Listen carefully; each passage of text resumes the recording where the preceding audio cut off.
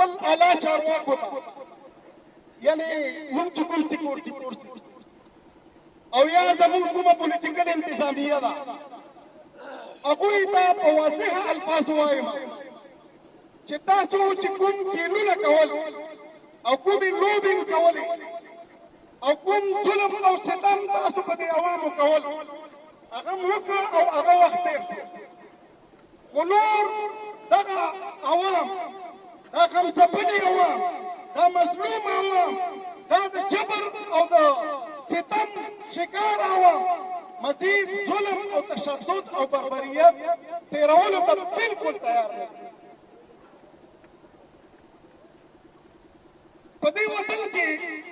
زه نن یو څو خبرې ډېرې واضحه کول غواړم او ډېر په افسوس باندې کوم په دې علاقه کې ډېر سخت حالات تېر شو اوس چې موږ ته څه مسله پېښه شي او موږ کمانډنټ ته ورشو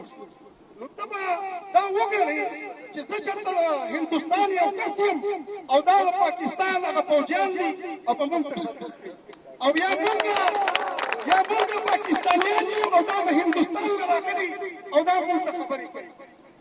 دا بالکل نه ګڼي چې دا خلک پاکستانیان دي دا محب وطن دي دا د دې علاقې خاوندان دي دا د دې علاقې مالکان دي دا د دوی په خیال کې نشته حالانکه دا ګیم دا بالکل نور نه چلیږي ما د په خدای قسم چې دا رویې دې خلکو بدلې نه کړې ما د الله په ذات قسم چې دا رویې بدلې نه کړې چې نور کوم هېڅ نشو کولی خو چې دا خپل سرونه کم از کم نور کړو زما په کومه خبره خاموش شم نن دا ګورم 19 کسان دا 19 کسان دا ما نه چا بولی شو چې زما په لاس کې وسله وای چې ما سره یو تمانچه وای چې ما سره یو ټوپک وای او زه به دې غره له تلم نو زه په تاریخ کې چا نه یم تښتولی خو چې نن تا په ما پابندي ولګوله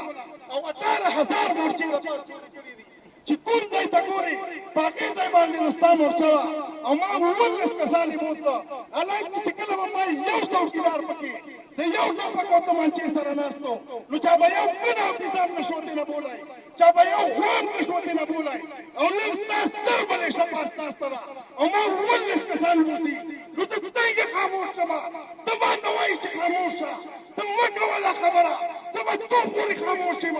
د دې دا ماشومان د دې دا غریب کورونه د دې دا اوښکې به زه څو پورې ګورم او زه به خاموش یم چې مونږ ورشوله نو مونږ ته یې چې په ما باندې ډز را شوی او چې هغه کسان د نږدې راسپارل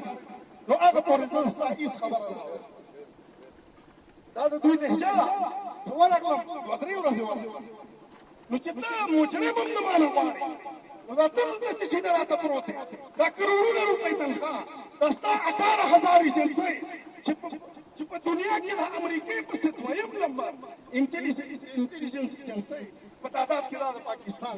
دا د څه شي لپاره پرتې چې مجرم هم زه درکړم علاقه هم زه ساتم پیسې هم نه ماله وړې او دا هر څه زه کوم نو ته کوم مرض ته وایې هغه خو هم راته وکوه چې زه دغه پلانکي مرض ته وایم نو زما محترمو دا خبرې نورې قطعا نه چلیږي دا ظلم او جبر نن قبایل راویښ شوي دي نن زما نوجوانان راویښ شوي دي بالکل دا ظلم او جبر او دا تشدد دا نور بالکل منلو ته تیار نه دی نن به چې ما سره خبره کوي ما سره به په نرمه لهجه کوي ما به په اعتماد کې اخلي ما به پوهېږي زما محترمه په ستا باندې ډز وشو د هغې علاج دا نه دی چې د ستا ایفسي دې راشي زما په کورونو دې راننوځي زما د زنانو تلاشي دې کوي زما دروازې دې ماتوي زما په دیوالونو دې راوړي دا د دې علاج نه دی محترمه د دې علاج دا دی چې ته به راځې د وطن خلکو سره به کښېنې هغې سره به خبره کوي هغه به په اعتماد کې اخلي هغې سره به ځان پوهوي نو د هغې نه وروسته به بیا د دې خبرې حل راوځي چې دا څوک نه شرپسند مثال په طور نن دلته را 4-5 خلک ولاړ دي په دې کې به یو شرپسند راشي او هغه به یو وران کار کوي نو د دې معنی دا ده چې زموږ دا ټوله جلسه را به شرپسند دی یا به موږ دا ټوله جلسه بې امید کړو نه دا قطعا نه د اسلام قانون دی نه دا د دنیا قانون دی نه دا د عمل او د انصاف خبره ده دا فرعونیت دی دا جبر دی دا تشدد دی او موږ د دې جبر او تشدد بالکل دا نه منو چې ملیشه به زما په کورونو راځي او زما د ښځو بېعزتۍ به کوي. نن چې زه په دې سخته لهجه خبرې کوم زه ځکه کومه چې ما ولیده چې نن د زنانو ګریوانونو ته مې دوی لاسونه ورسېدل. نن زه بالکل دې خبرو ته تیار نه یم. ما سره به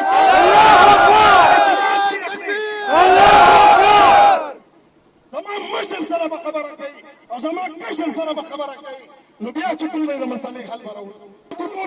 د دې ولسو ورک شوو افرادو لپاره هغې لپاره دی چې څه انتظامات دوی کولی شي هغې وکړي، خو نور مزید دا خلک دی په ژړا او په اوښکو باندې نه مجبوروي. ضروري خبره ده چې دا کوم موږه 40 کسان یې نیولي، هغې سره یې ډېر ناروا سلوک کړی، هغوی یې وهلي دي، هغوی یې نېشمې کمیسونه ویستلي دي. نو هغوی څه کړي؟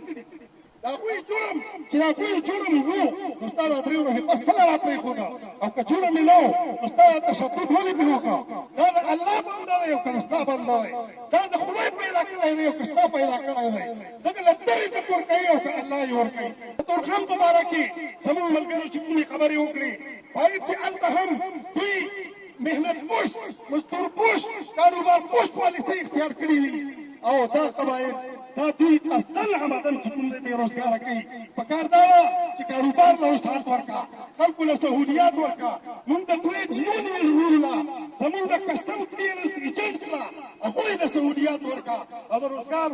موقع ورته جوړې کړه، وسایل ورته را فراهم کړه او دوی راځي نور یې له مرۍ نه نیسي او په کاروبار چې کوم دی هغې کې ولې نقصان ورکوي. موږ د دې پالیسیو مذمت کوو او نور دا شی هم موږ دپاره قطعا د برداشت وړ ده. چې کوم سرچ اپریشن شروع دی دا دې ختم کا. ما درته ووایي چې نن په قبایلو کې نور مزید د ظلم او د تشدد د برداشت کولو هغه صلاحیت او همت ختم شوی دی.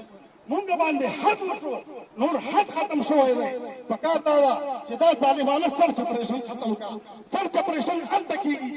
چې چېرته خلک د حکومت ریټ نه مني او چې د دې ځای عوام د حکومت ریټ مني نو دوی چې چا سره کاري پکار دا ده چې 2 ګوتې پرچه هغه انتظامیې له ورکړه او په هغې باندې دا خلک راوغاړي. نور موږ د خپلو خویندو میندو د دې بېعزتۍ برداشت کولو ته قطعا تیار نه یو. لاس اوچت کړه چې بالکل نه یو تیار. دا رویې نورې ناقابل برداشت دي.